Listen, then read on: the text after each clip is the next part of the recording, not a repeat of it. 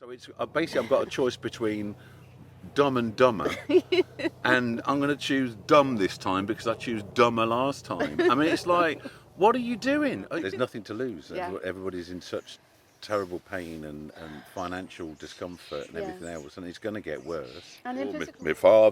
My father and my father's father and my father before them, we've always voted Labour, and so I'm going to vote Labour as well. Yeah, but the guy's a complete lunatic, and I'm not saying, I'm not saying this about the person, but you could actually say, yeah, but he's actually Satan, and you go, it doesn't matter. But it's a pig with ears on this time, with a furry wig. Don't matter. We've always voted Labour, so we're going to vote Labour again. And it's like you're sitting there scratching your head, going, are you actually listening to what you're saying? It's complete and utter madness. There's enough for everybody to get everything they want and to get time off and to spend it with the kids and go for walks and be in the parks and Sit in the allotment. I mean, look, because I can see the corruption right through the system, from the banks to the police to the politicians, the corporations, to farmer. Because it's too late for all the people who took this drug. It's too late for them. Many are dead. Many have got terrible, reactions to it. So it's too late for them. But the thing for me that people should be questioning is, why is no one investigating this? There needs to be a grassroots movement. There needs to be the people standing up and just saying, we're not doing this anymore. This is just 4th of July, Independence Day. absolutely for the vote independent, 100%.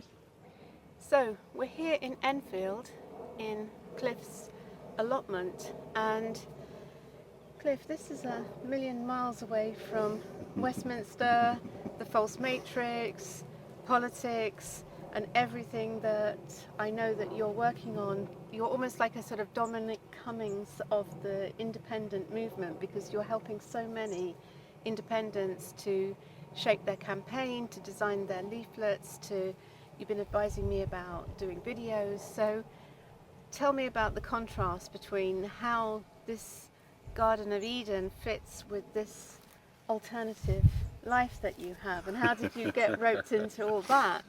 That's quite an interesting one. So the reason this is here is because I think the masculine brings life onto the planet via their hands and via the soil, and they need to be connected to the negative ion of the land, and so to bring life onto the planet that way is the way the male does. Obviously, the female just does it naturally. She just gives life. But the male needs to kind of be connected to the land, which is where you get words like husbandry and things like that, where the male actually that's how he brings life into the planet, and then gives it to the female, and then she's creative, and so then she creates with it. So this is kind of a space where I can reconnect, basically, to really reconnect back into life, and the vibration of it, and then bring things into life and create function and form, really, more than anything else. So try and create beautiful spaces, but they have a function behind it. On the other side, the political side, really it was down to the fact that my real core website is Nicism,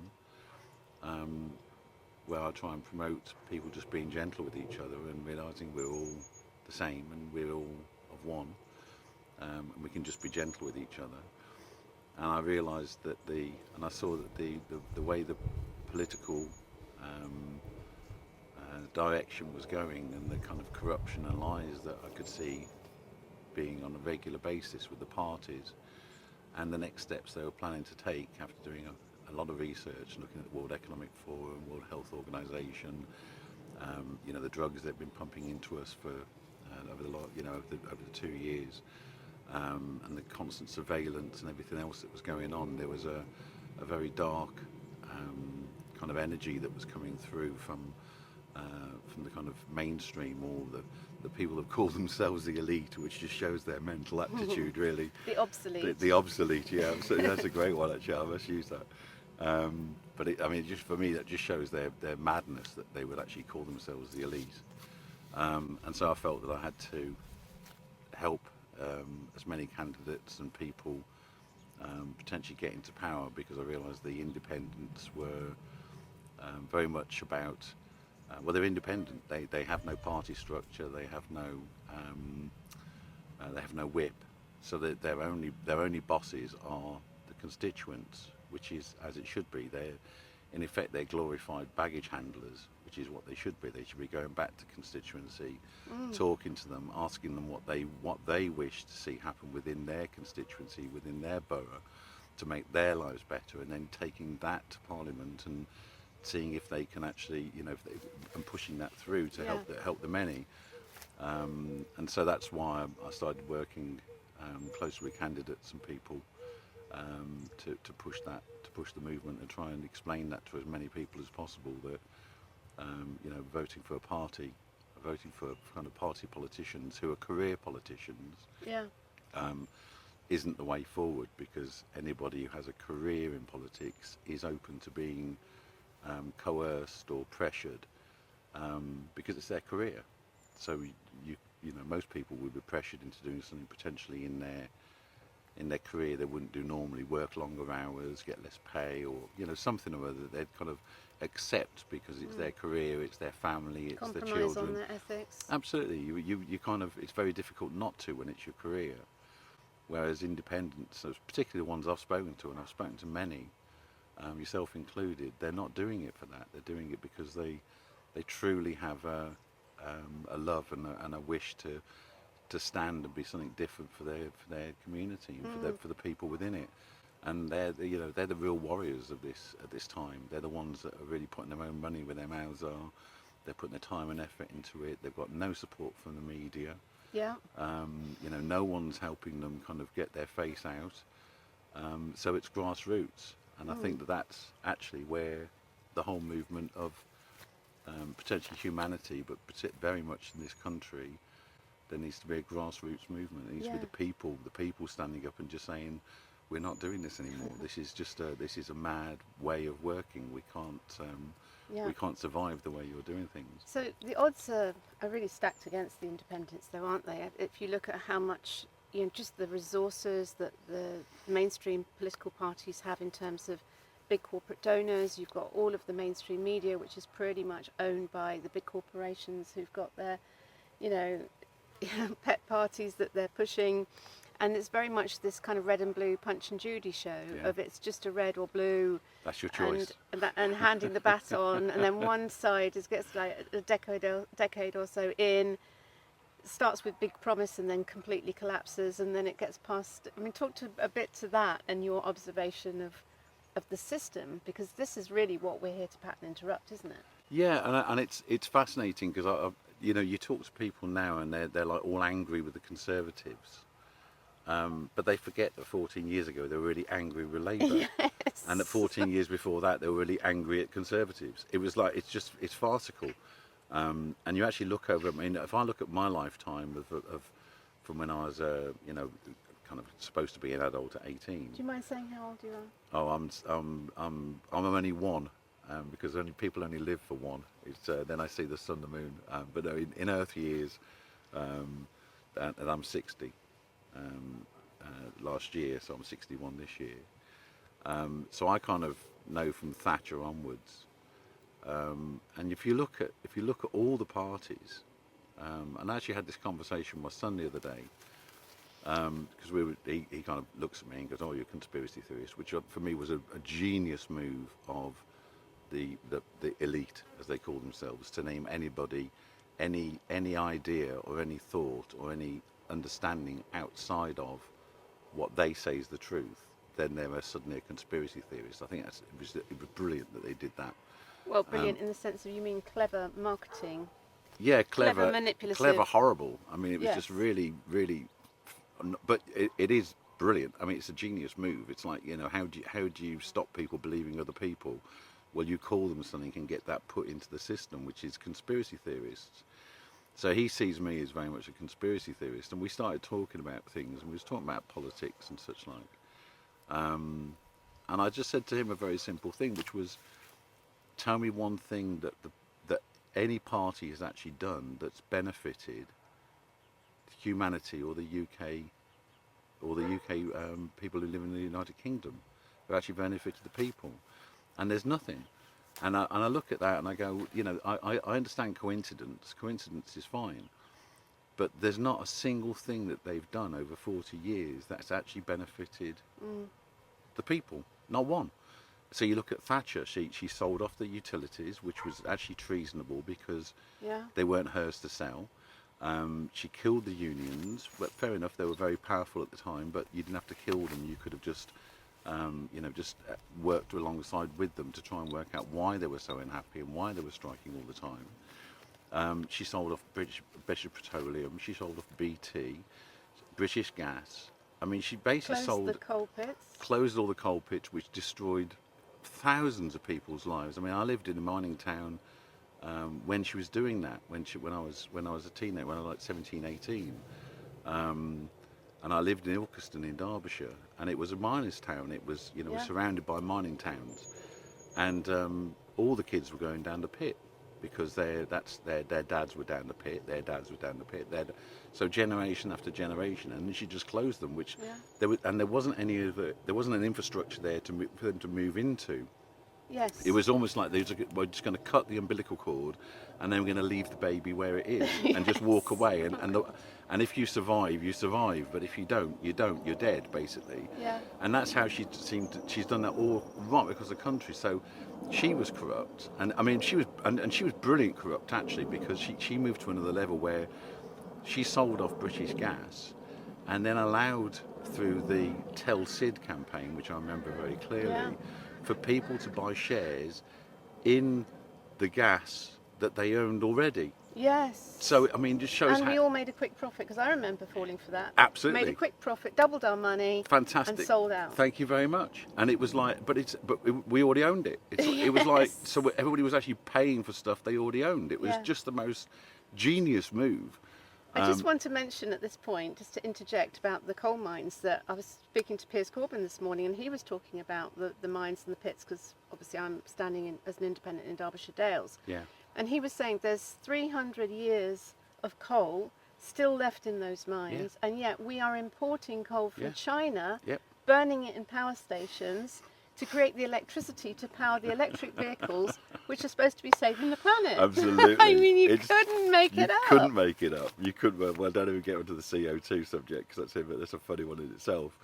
But then you followed up with Blair. So Blair then took us into two wars, illegal wars with Afghanistan and Iraq. Yeah. He was caught up in the money for peerage, where he was selling peerages for donations. You had Brown straight after that sold off, I think it was just over 400 tons of gold at the lowest price it had been for 20 years. He even told the market he was going to flood the market with 400 tons of gold. And the share price dropped, and people were shorting on gold because he told the market, look, I'm just about to dump a whole load of gold. And the share price dropped by like 10%, and then he sold the gold. So, I mean, you look at, and then you move to Blair, from Blair, you then move to the Conservatives. And it's like, you look at all of them, and there's nothing any of them have ever done. I keep coming back to the point that I can't see a single thing that that Parliament has passed that's been truly beneficial to the people of this country or beneficial to humanity. Not once.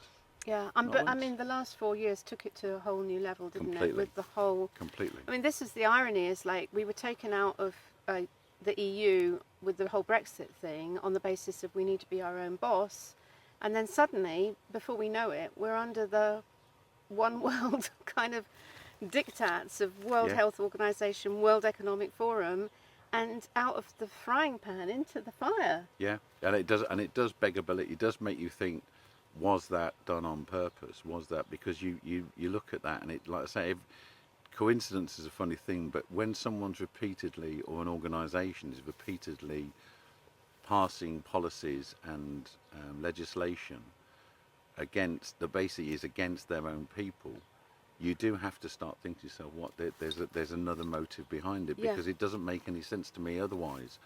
I mean, looking at Brexit again, it's quite funny that, you know, you've suddenly now got Farage and Reform, who were all independent when they were signing up. I mean, I know quite a few people who've been talking to Reform, and in their mind they were independent. and now suddenly they've come out and their entire campaign's based around immigration. Yes. So they were all about Brexit, so kicking out foreigners because they were taking our jobs, which they never were. They were actually doing a lot of the jobs that people didn't want to do. And now now they've gone racial again, which is let's kick out the illegal immigrants. So it's like they're pandering to the people who look at people from another race as being, or another culture, I say, not race because that doesn't exist, but another culture.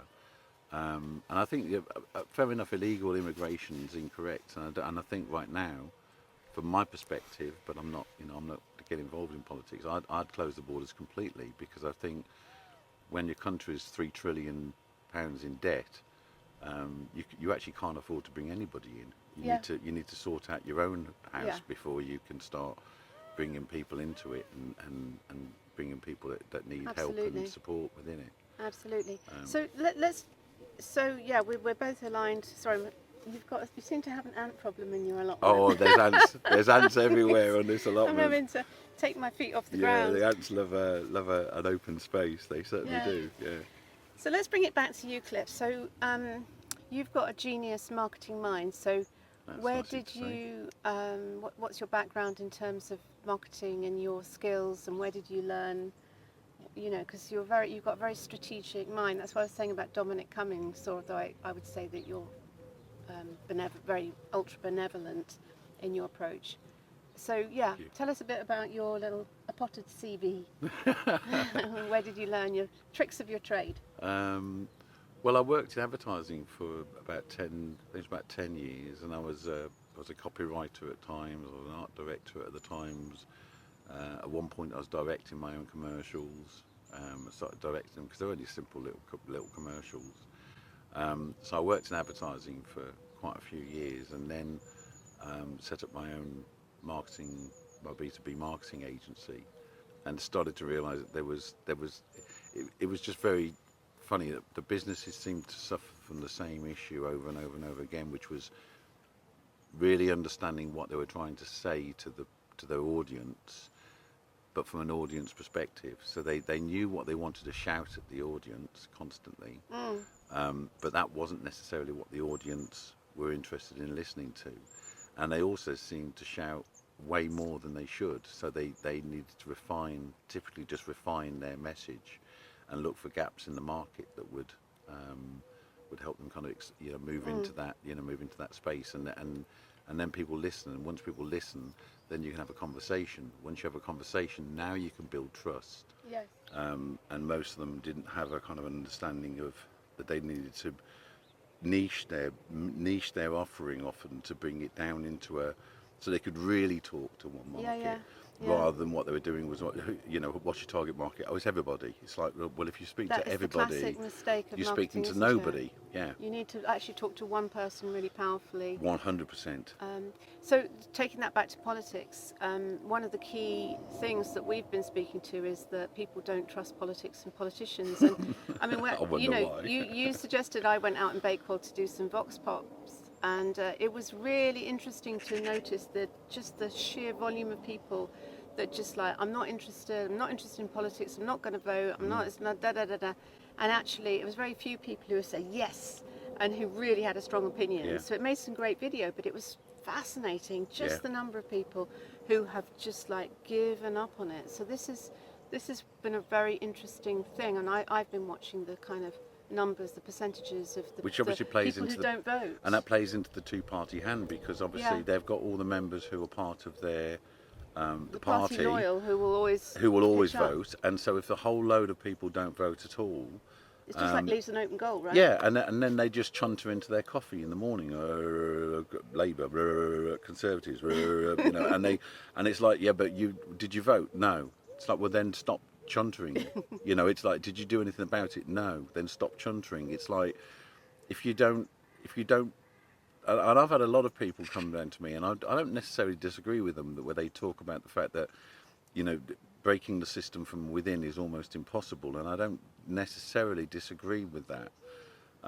because I can see the corruption right through the system, from the banks to the police to the politicians, the corporations, the farmer. Justice system. So absolutely, so you can see that right the way through the system. I mean, it doesn't matter where you enter, you're gonna meet fundamentally with corruption. But in the end of it, it's like, what do you say to yourself if you don't do anything about it?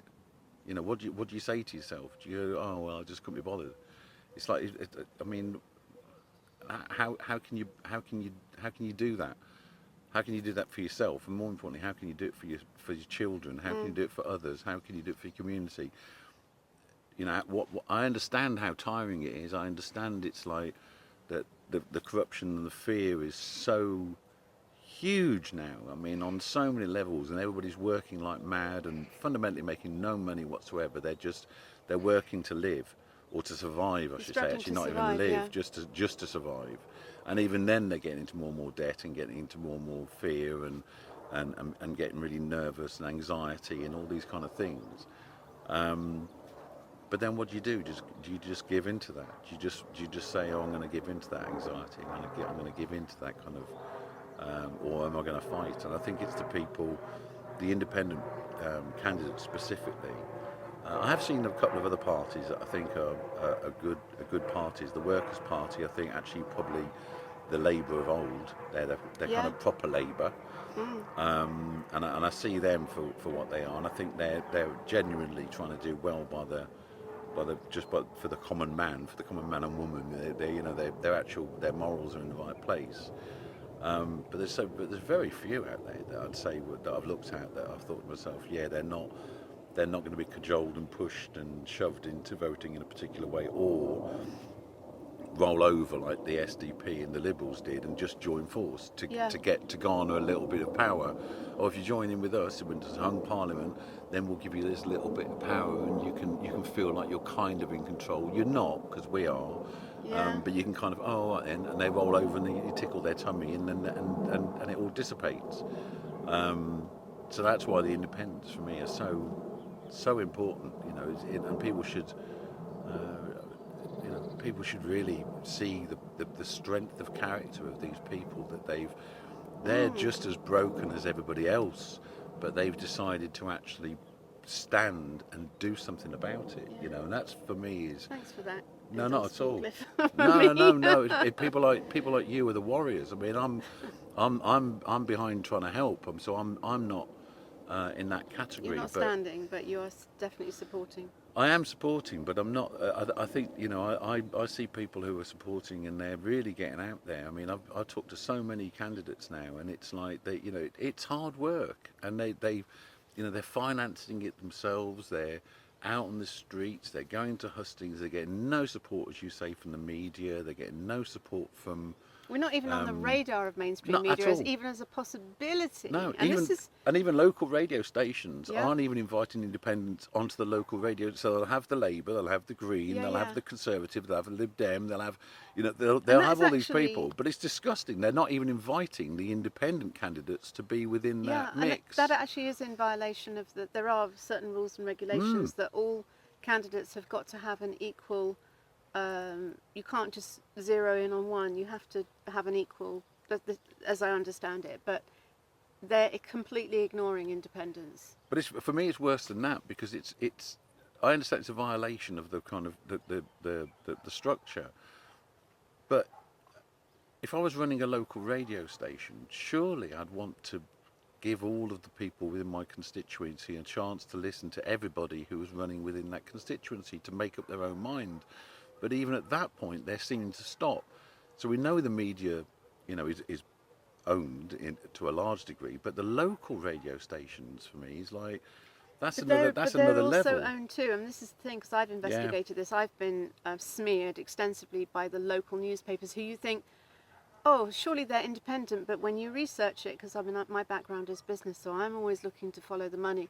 When you research it, what you discover is all these tiny little local titles have all been hoovered up by big media conglomerates that are listed and quite often owned by like a foreign media corporations. And it is absolutely, and they've done the same with all of the medical journals. That's how they push through the whole COVID nonsense. It's like they they basically bought up all of the trusted titles and that pumped the propaganda through them, and like, well, I read it in, you know, So and the so. Lancet, so it Yeah. must be. It must be true. It must be kosher. It must be you true. know? Yeah, absolutely.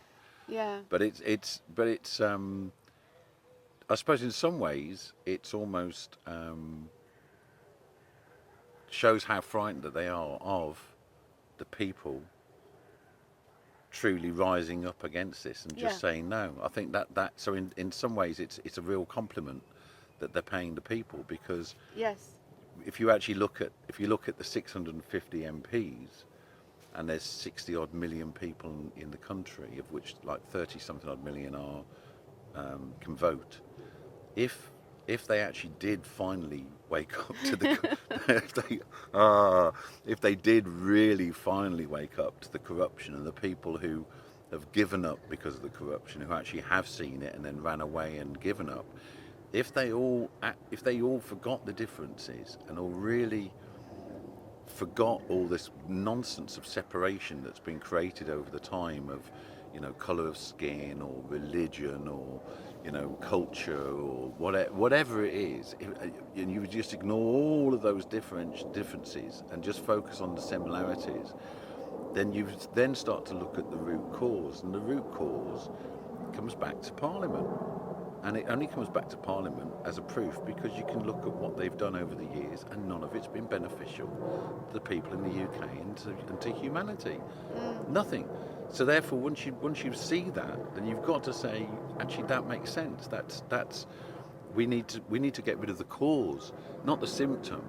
Everything else is a symptom, you know. The pandemic, as people call it, and ULEZ, and the taxes, and giving money to the Ukraine, and giving it to Israel, and allowing them to kill Palestinians, and whether you agree with that, disagree with that, it's almost like they're the symptoms. They're what's being caused by the cancerous entity called Parliament, which is cancerous right now, in my opinion. Yes. Because they're the policymakers, and nothing they're doing is good for humanity. And it's been corrupted because it is essentially being directed by World Economic Forum, Well, Davos, and there's big vast sums of money corporations. involved. Absolutely. There's vast sums of. I was watching a brilliant talk. I can't remember the guy who was doing it, but it was quite brilliant, because he turned around and just said, "Look, what's your price? What's your price?" And he said, because if basically your price isn't your life, then you're open to corruption. Yes. And I thought that's absolutely right. If you're open, if you can be brought, if you're not willing to stand and actually put your life on the line for what you truly believe in, Yes. then you're basically open to being brought. And this is the issue, that in politics now there are vast sums of, I mean, it's not money, it's data, but there's vast sums of data being moved from one place to another, and people are greedy, and the people where it's their career, they want to get part of that pie. They want their golden ticket, Willy Wonka golden ticket to Davos. They want to parade around with all the elite, as they call themselves, and so they're willing to tie their flag to that mast, because, hey, then I can go and meet whoever, you know, Bill Gates or Bezos or whatever. Or at least I can be in the same room and go, oh look, I get a photograph, I get a selfie with. And it's just, you're sitting there going like, there's so little integrity, I mean, or a morality, and it's such a shame, because, you know, for me, humanity, if we've got the technology, we've got the resources, we've got the power, we've got the energy, we've got everything's been given to us to make this world stunning, beautiful, good for all, and everybody looking after each other, and yet it's completely the opposite that's been created. Yeah. And you have to look at it and go, how can that be? How can that be? Well, it doesn't make any has sense. to be dark forces. I mean, if I zoom back from the detail, like, what is truly causing this? It seems to me that it is dark forces that are not there for the highest good of all. They're there for, exactly as you said, to make as much money as possible, to exploit new markets. I mean, you said you didn't want to talk about net zero, but I mean, let's look at that, because I've just come from Piers Corbyn, and he gave me a whole booklet that he had printed about it, and his degree was in astrophysics, and he explains that like 0.04% of the atmosphere is CO2, and of that 0.04, only 4% is created by man. So how on earth could man, tinkering with this 4% of 0.04%, Yeah. possibly have an impact? And Yeah. why wouldn't the 96% that we don't have anything to do with, apparently, because most of it is produced by oceans, as I understand it. So this 96%, why would we think that somehow changing our 4% could have any impact? It's just the insanity of it. But I look at it from business eyes. It's like, you look at the World Economic Forum and you look at the big new markets, and it just tells you everything you need to know, because it's AI, it's electric vehicles, it's digital everything, surveillance systems. It's new food. Oh, yes. So yeah. it's processed, yes. like kind of Plants, processed meats. Plant food, and processed. that isn't anything to do with plants, as in plants. It's to do with it's all synthetic, industrial plants. synthetic food. Yeah, so which the same people seem to own, which exactly. is really And then they're interesting. trying to create a narrative which is like, oh, cows, belch and fart, and that's causing global warming. So we need to move away from meat, and and they're putting whole farm. I mean, farming is a big issue for Derbyshire Dales. It's our second. Tourism and farming are the big industries, and globally they're doing the same thing. And no farmers, no food. So we are literally cutting, as you said, the umbilical cord of our future, the true wealth, which is in the land, in growing, in food, and sufficiency, because we're then giving it away to these external forces, and it's just like, it's evil. I have to say, I sit with the conclusion that we're dealing with some very dark, demonic forces, hence why I'm a great believer in bringing in love and consciousness and shining light into the labyrinth, so that the Wetiko has to show its face. It's got nowhere to hide, Yeah, well, you're seeing that anyway. I mean, they're speeding up everything. It's like desperate, dramatically. isn't It does seem to be quite desperate, and creating as much fear as possible. Yeah, I mean, but again, you see, it comes back down to people are, from my perspective right now, people are lazy. They just want to be entertained, and they're lazy. They don't do their research. So I mean, there was a paper brought out, I think it was about a month or so ago, where 1,500 scientists, global scientists, all who were into physics and the planet and understood the environment and everything, all turned around and have written this paper saying fundamentally the CO2 is a con. It doesn't exist. It can't exist. It doesn't make any sense to even be in existence. It's complete fallacy.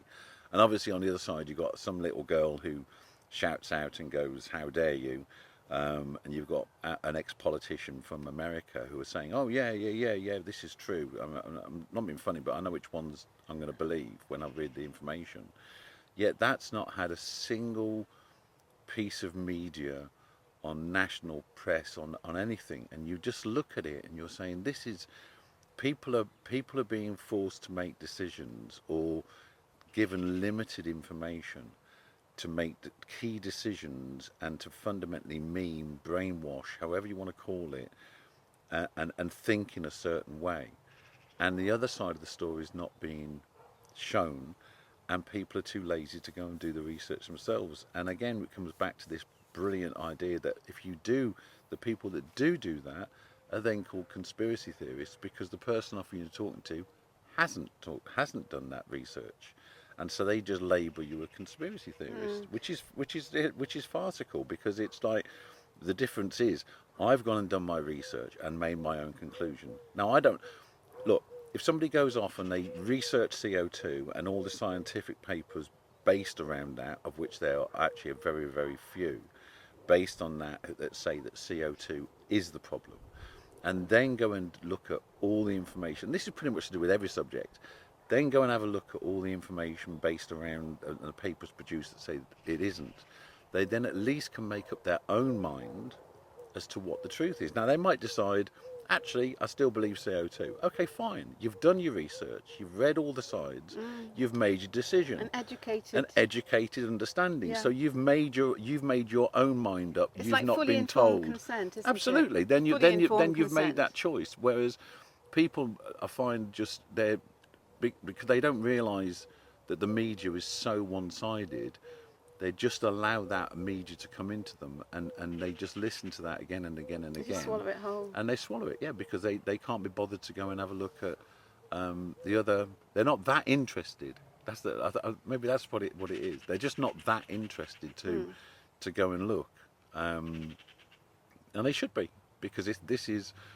We're talking about if everything happens that the conspiracy theorists say that they will, who were incredibly right when it came to the jabs, and the amount of things they said that have now come to be truthful. I mean, huge amounts that they said were going to happen have now happened, and they're now slowly but surely realising that they are happening. Not conspiracy theory, it's They're not conspiracy fact. Absolutely. How much of the conspiracy theory is there now that is going to become conspiracy fact later on when it's too late? Because it's too late for all the people who took this drug. It's too late for them. Many are dead. Many have got terrible, reactions to it. So it's too late for them. They're in that place now. But these next decisions, they're so fundamental to life, like fundamental to life on this planet. I mean, on a massive level. And I do agree with you. I've looked at the whole thing, and again, it comes down to I can't see anything. There's nothing positive, so therefore it is dark. It can't be anything but dark, because every decision's dark.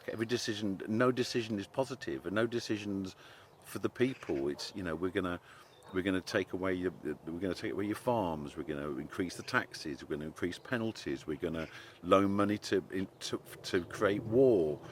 Every single decision they make is negative towards either the people of the United Kingdom and the people they're supposed to be representing and looking after, because that's supposed to be their job. Remember, they're our employees. I mean, the funny thing is I did a post on this, that if you owned a company and you'd handed your company over to a management team, and they'd done as bad with your business as politicians have for so many years, you'd sack them all. Yeah.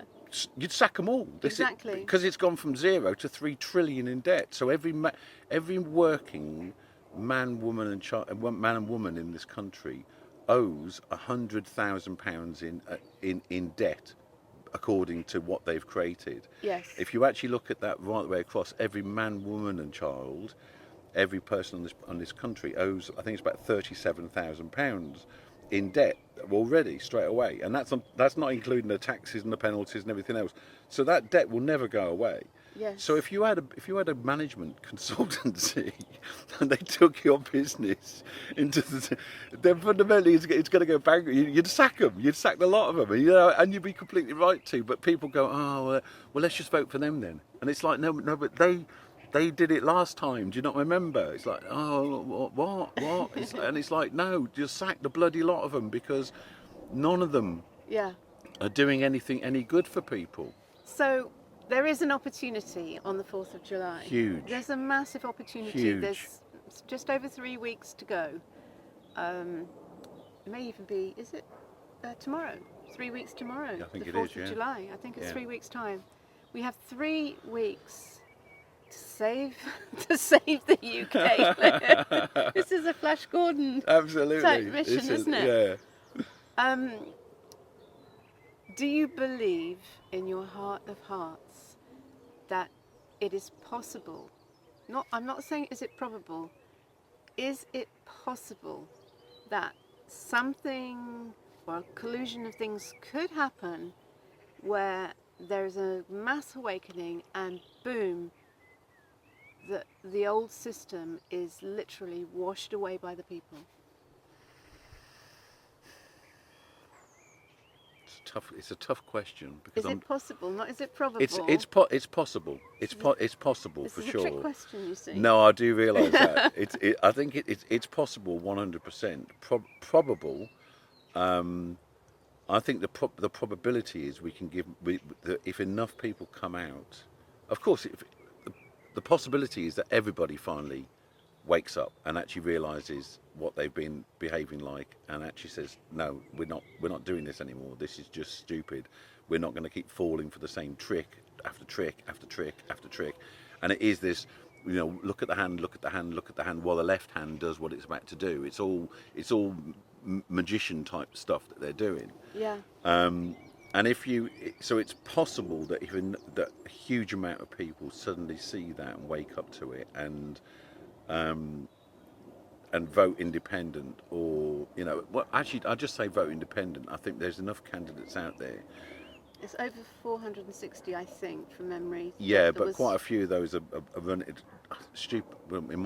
From my perspective, stupidly they're running against each other in the same constituency, which is a real shame. But this is the thing: the system is set up to deliberately, because you're not allowed. They won't tell you who's standing. Yeah. So unless you are really, really clued into every person in that constituency, you don't know who else is going to stand. But you see, that's a vote splitter, because if there's 4 independents, potentially, and they each got 2% or 2.5% each, that's 10%. You Yeah. could have Labour or Conservatives get 8% and win the seat, and it's like you look at the independent vote as a majority, if you vote them all together. And they could have easily won the seat if there was just one candidate. But beside the point. But it's that in every constituency, if you look statistically, like with the mayor elections just gone, in every single case. And wasn't that funny that they rolled in a police commissioner into that? I mean, since when was the police part of a political? Well, this is exactly it. The police are supposed to, under their oath, they're supposed to act for the people and to protect the people and their property, and they are very specifically supposed to be non-political. Yeah. And so how on earth can you are have they political... on a voting paper? Yes, it is absolute what's aberration. Going on there? And I spoiled my voting paper on that basis. But just going back to what you were saying, if you look at any statistics for any election, you will find that the winning person, if you add up all of the other votes that didn't want that person, they will way eclipse what the person who actually won it got. And there is a fundamental problem with our system, because I worked it out for the mayor elections, because there was only a 27% turnout. Labour just about won it in East Midlands, and if you actually scaled it up to the whole of the electorate, less than 10%, I think it was about 9% of the electorate actually voted for this Labour candidate, and yet there they are taking a 93,000 salary, I think, or £97,000 salary for the next 5 years. And this is the challenge, is that these big party, they'll say thank you very much, and they will just run with the baton and power, and there won't be that consultation with the people. No. It will just be thank you very much, we've got power now, here's our agenda, World Economic Forum, low traffic neighbourhoods, ULEZ, clean air zones.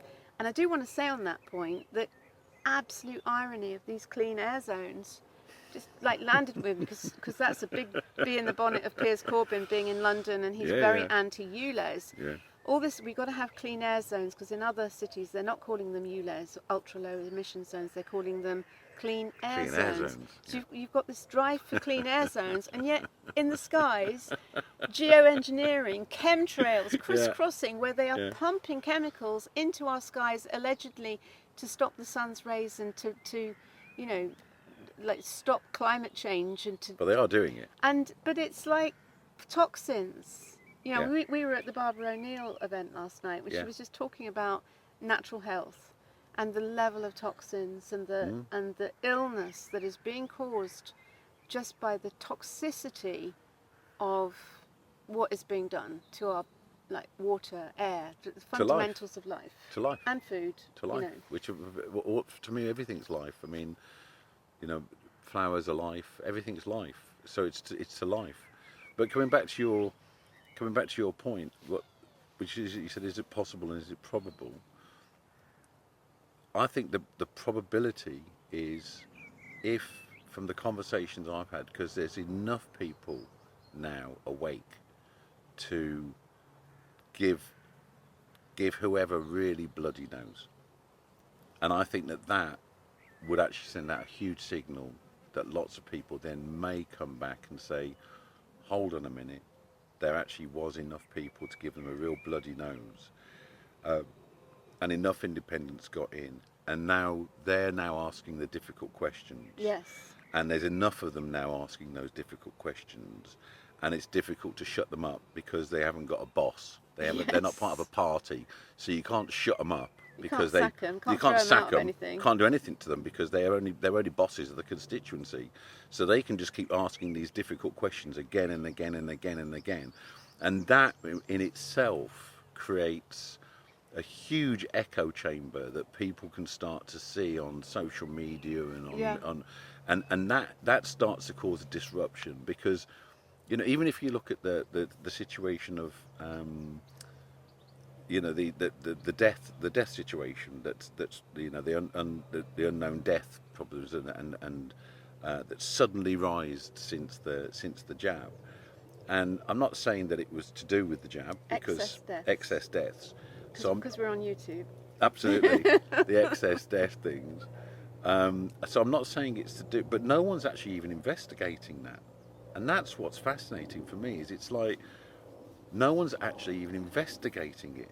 Now, if I was Prime Minister of a country, and somebody came to me and they said, "Boss, we've just had loads of figures in. It seems that, you know, there's loads of people of a really young age who shouldn't be dying are dying in the country that you've been voted in to protect, serve and represent."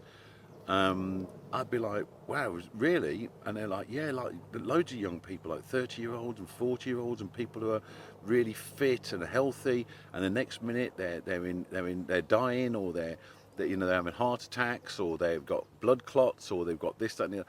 I'd be like, bloody hell, we got to do something about this. We've got to investigate it. They're my people. I want to look after them. I want to protect them. That's my job. That is my job as a Prime Minister. It is my only job.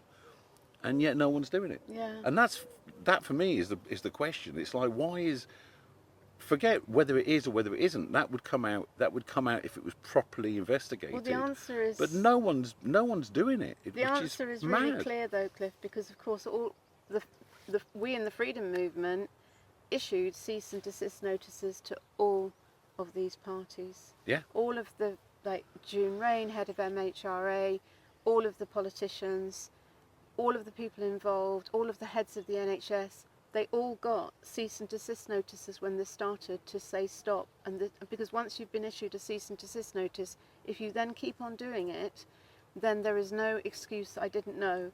It's willful. Oh, I've read all the information about it, so I know. I'm in my mind, I've made my decision up as to why it is happening. Yes. In my mind, I've made that up. But the thing for me that people should be questioning is, why is no one investigating this? Because they're all essentially turkeys voting I know, for but Christmas. I'm talking about, yeah, but this is the question they need to be asking themselves. Because again, they forget that the parliamentary MPs, the Prime Minister, the Cabinet, Lords, all these people, they're our employees. Yes, true. We pay their wages. Their job is to look after us. That's the transaction. I'm going to pay you a really good wage, and it is a pretty good wage. I mean, I'd make it more, but then that'd come in with loads of caveats to go alongside what they can and can't do afterwards. But I'd pay them more for doing it, as you would any CEO of a. I mean, this is in effect, you're saying the CEO of the United Kingdom is the PM. So I'd actually be paying them more to do a good job, but they'd be under scrutiny of how well they did it, the same as any CEO would be. Share price goes up, share price goes down. You know, people are happy, people are sad, so that it would come with some provisions. But people forget that they're our employees, and the trade is, I'm going to give you a good salary, and your job is to look after the people of this country. That's it. That's the gig. That, in all essence, that's occurred. But people forget that these people are our employees. They see them as being our leaders, or people they need to. The people who are going to rule over us, according to Radio 4. Absolutely, was, and it's hilarious because you're going, well, hold on a minute, they're my employees. Yes. I actually employ them. What are you saying? So you're saying that suddenly now the employees are telling me what to do when I actually own the company? Yes.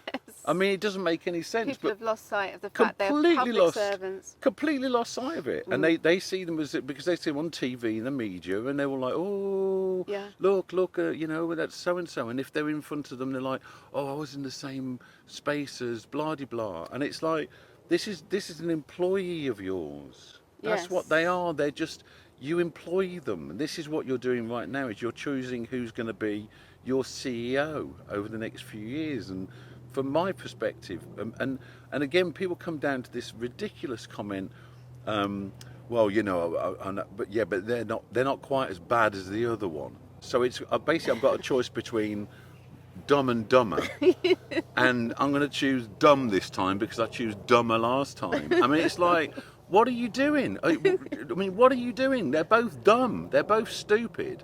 Why would you vote for either of them? Stop doing it. Stop falling for the same contract.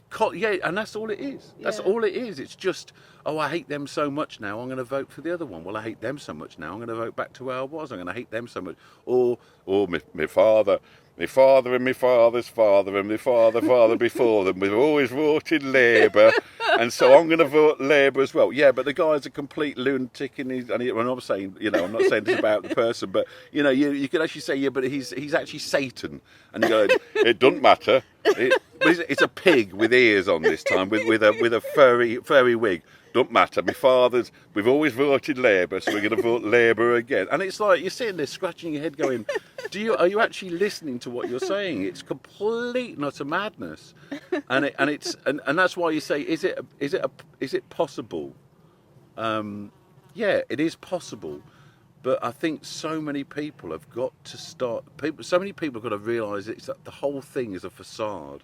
The whole thing's just a game show almost. It's just media. Watching, and it's like a soap opera, and completely. Yeah. And it's like, you know, I'm a celebrity, get me out of here. To... Who are you going to vote out this week? Oh, I don't really like them. I'll vote them out this week. You know, and it is literally like, and that's what they're caught up in this world of make believe, and it's and they've got to realise that this is real life. This is a real life situation we're talking about now. This is about, do you trust either of these two people? Yeah. And I think if you ask that simple question of most people, the answer would be a resounding no. Yeah. We don't trust either of them. Yeah. Then don't vote for them. Yeah, yeah. Simple. How can you vote for somebody you don't trust? You can't. You've got to find another way. Yeah. And that's where it doesn't really matter what you do, but independent is a way forward. But you can't vote for somebody you don't trust. And you know, there's a survey that 91% of the UK don't trust politicians. It was the lowest. 88%. But then it was Vanessa did. Yeah, but then it was redone, and it was actually recalculated. Okay. It was 91%. In the end, it came down to only 9% of people actually trusted politicians. It was the lowest career. Okay. Second-hand car salespeople are more trusted than politicians, and that says it all. And then people are still voting for them, and it's like, stop. You know, don't run in front of that car again. You know, you just got over your broken legs, your shattered ribs, and your head saying your eyeballs popping out. Don't do it again. Would you allow your child to run in front of a car? No. Then don't do it yourself. It's bloody stupid. And it's I think if people just stop and think about what they're actually doing, they'll realise that voting for one or the other is not a choice. Yeah. It's just not a choice. It's dumb or dumber, and it's what we've been given time and time again, and we fell for it time and time again, and we keep on falling for it over. And there's a whole load of people now saying, that's your trick. That's your trick. You get me to hate them so much that I vote for you, and then I hate you so much I vote for them, and then I hate you so much I vote. And I'm just going backwards and forwards between the two. But basically, you're all kind of doing the same thing, because none of you have done anything any good for the population. Yeah. None of you have actually done anything good for humanity. None of you have actually done anything constructive or useful, and yet you're paid. You've got billions and billions. Well, you know, the taxation in this country is mad. I mean, mad, the amount of tax we pay. And with all that money, you're telling me you couldn't even fix one of the, NHS dead, schools dead, transport dead. I mean, you go through any of the main things, water dead. I mean, you go through anything basically, and it's on its knees. Yeah. Not one industry that we need to basically have a decent life, food, everything. It's not thriving. It's not thriving. And yet you've got all that money. Can you not make one of them thrive? Can you not say, well, the national health's completely rubbish and but at least the roads are beautiful and they're tarmacked and everything's clean and tidy, or the whole infrastructure's completely crap and the NHS is crap, but the schools are thriving and they're doing fantastic. But no, there's not one facet of life right now that actually they've managed to make any real make useful. But the scary thing is, though, Cliff, sorry to interrupt you, at all. but I'm like conscious of time and light, and I've got to get back up north. The scary thing is the agenda which is going to come in next is... That's why I got involved. The most devastating of all. And I and if only people realised what is on that agenda, and it's all hidden in plain sight. Yeah. We're talking about AI, we're talking about digital controlled everything, digital currency, absolute command and control. Carbon credits. Yeah, I mean, you said that's why you got involved. And the thing is, what they're also doing is they're moving it so that it's not their fault. So they're moving those decisions into two bodies that are unelected and can't be deselected, and they can't be stopped. So basically you have no power over these two bodies. So if either of these dictate down to the government that that you have to do X, the government can then go, oh, it's not our fault. You're talking about World Health Organization and the World Economic Forum. Absolutely. And obviously bird flu is the big one which they're trying to push through. They are pushing. They are. Because you're going to have to get all the birds in your allotment to wear masks. yes.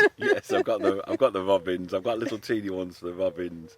I'm not sure they're going to be happy. They might start revolting against me and coming back and might get a few. Signs up. And well, I will do. No, I will do. There'll be something. If you've not got your vaccination, there'll be a little sign in Robin that will say, if you've not been vaccinated, I'm sorry, these crumbs are not for you.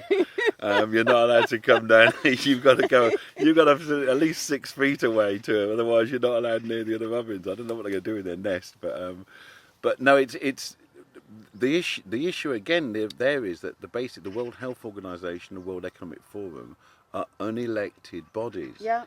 And therefore, we have no power to stop them from doing anything they wish to do. Yeah. So if our government now is in effect a subsidiary company of this even bigger company up here, and they dictate and they do, and we can't stop them from dictating, they can just pass the blame, which is what they do anyway. I mean, none of the things that have happened, people are accountable. Yeah. I mean, Cameron's never been held to account about two wars that we went into, killing hundreds of thousands of innocent men and women and children, and spending billions doing it, all on this fake weapons of mass destruction that were never found. Wasn't that Blair?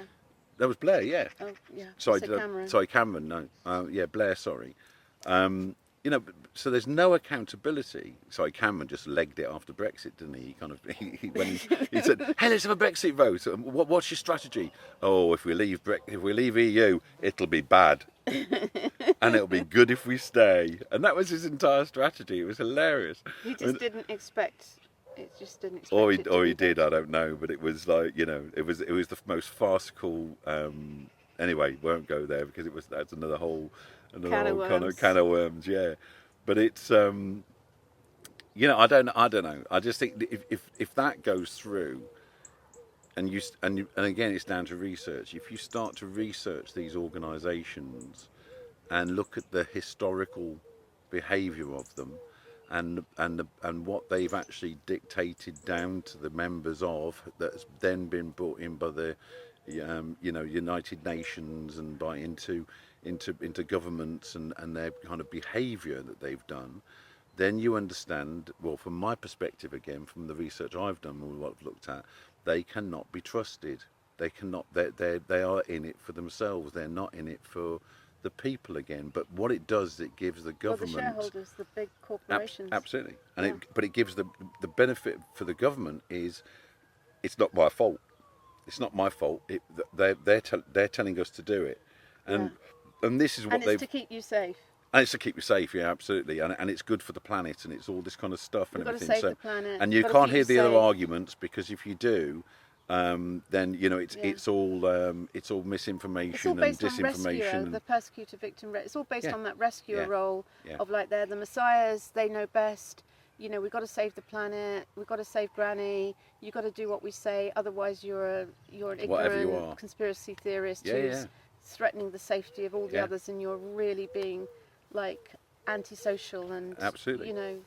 And I think the one thing I'd say, I mean, probably everybody who watches this video is awake anyway, because you know, most people who watch it. But I'd say to, you know, anybody who's watching it that is even the slightest bit interested, just do your own research on everything, on every single information, every piece of news, every piece of everything.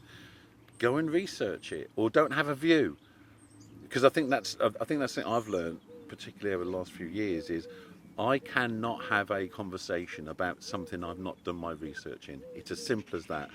If I've read one book on a subject, I can't start talking about the history of Russia after reading one book. I need to read multiple books to get a true understanding, because Yeah. every author's going to have their slant on what happened. If I read it from a Russian perspective, they'll say one thing. If I read it from a British perspective, they'll say another. A German perspective, another.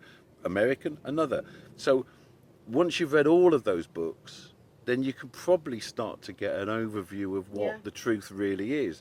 But Or go and be there yourself. absolutely 100%. Yeah. But I think most Meet the people are just people. reading one book. They're just listening to one book being read to them over Or and over one and over piece again. of propaganda. Absolutely. Yeah. And that's what everybody needs to do, is really research and look at it, Yeah. and then make your own minds up on every one of these things. The Yeah. World I'm not in a position to tell people whether they should or shouldn't be you know, vote for the World Economic Forum or the World Health Organization. I think they'll reach the conclusion that they shouldn't. Personally, that's what I reached in the end after looking at them.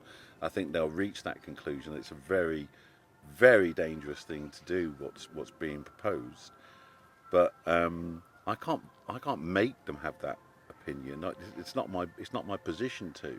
Yeah. But go and do your research and really look at these organisations. Really look at what happened during the pandemic. What happened during the taxes that are going up. The decisions that are being made.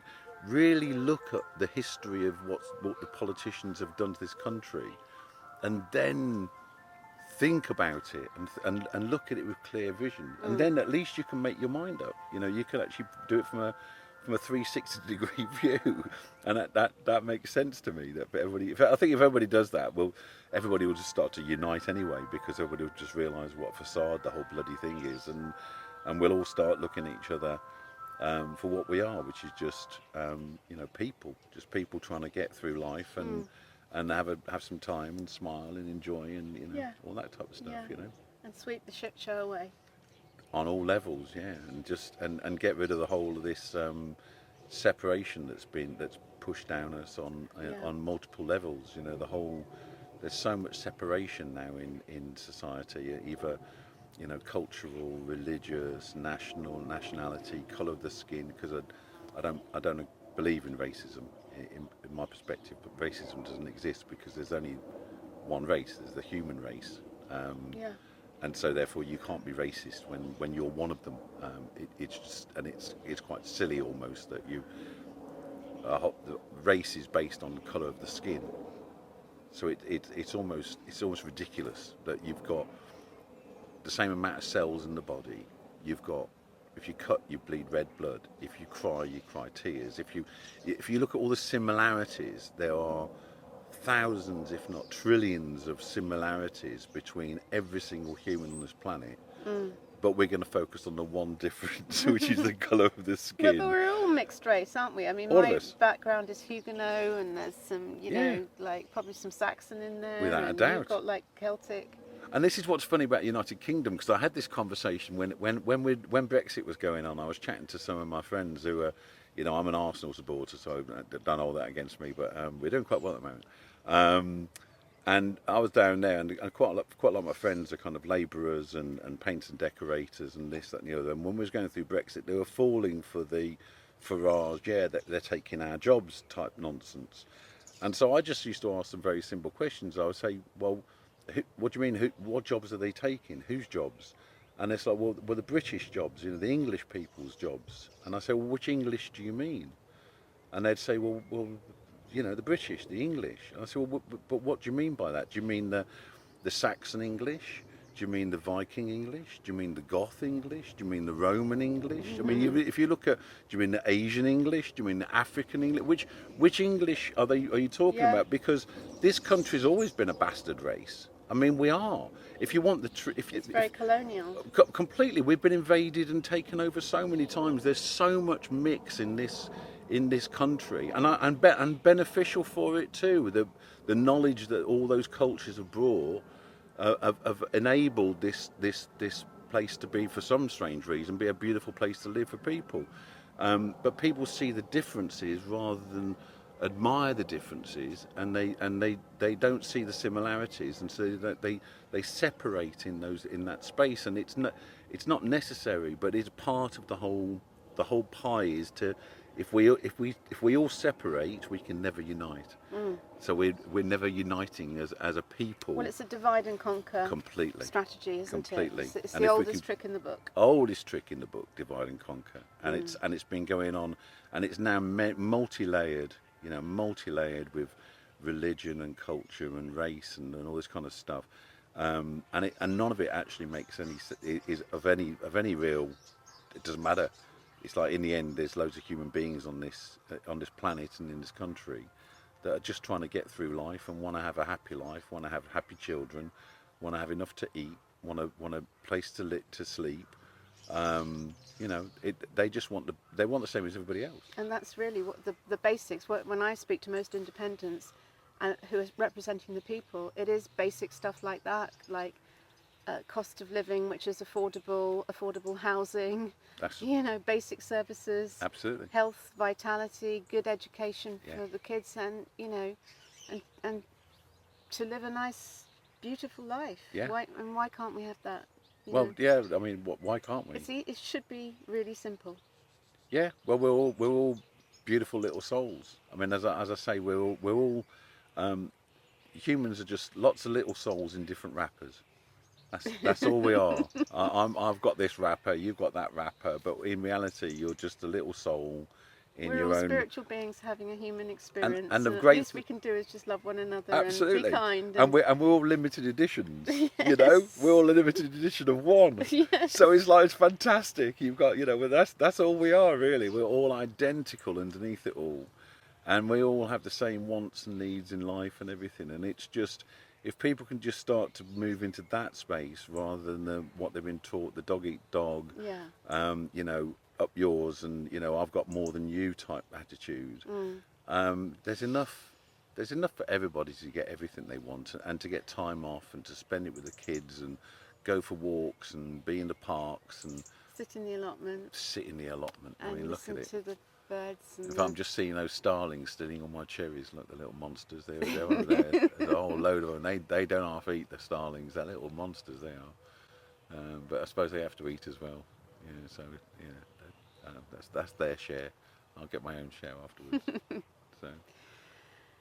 So Cliff, thank you very much for this. Do you know that all honeybees are female? Okay. No, I didn't. Yeah, every bee is a female. Every single bee you see on the flowers and everything, they're all female. Oh. Yeah, the males are only brought out once a year to basically create the babies, but then they're slaughtered by the females. Oh. Yeah, in about a week they Sorry just about that. wipe out all the males and just keep it. Yeah, that's how it is. Sorry, I digress. Yeah.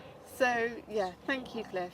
It's just been Thank really you. great just to earth, and just I love being in nature. It's just so earthing, and just brings you back to basics of like, we don't have to put up with this shit show, and we're doing something about it. Yeah, absolutely. We don't need to. And I think if people can just shake off the fear of, yeah, but if not this, then what? If they can just get rid of that fear and say, you know what, but where we are right now is just not even living anymore. Yeah, there's nothing to It's- lose now. There's nothing to lose. Yeah. Everybody's in such terrible pain and financial discomfort and Yeah. everything else, and it's going to get worse. And in physical pain because of all of the Yeah, experimental, we Yeah. know what's. yeah, absolutely. So it can't get any worse. The only way is up. 100%. As on the back of the T-shirt that we're just doing, is it's not left or right, forward together. And I think that's very simple. If everybody just comes together and just says, let's go forward together, then that really is. We'll make mistakes. We will make the mistakes for sure, but they can't be any worse than what's been made. Yeah.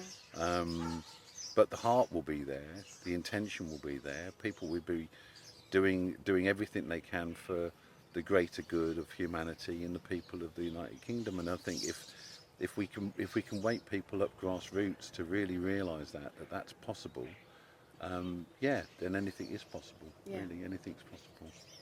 Let's hold that thought and let's Yeah. vision it in. Absolutely, 4th of July, Independence Day. absolutely. For the vote independent, 100%. Cool.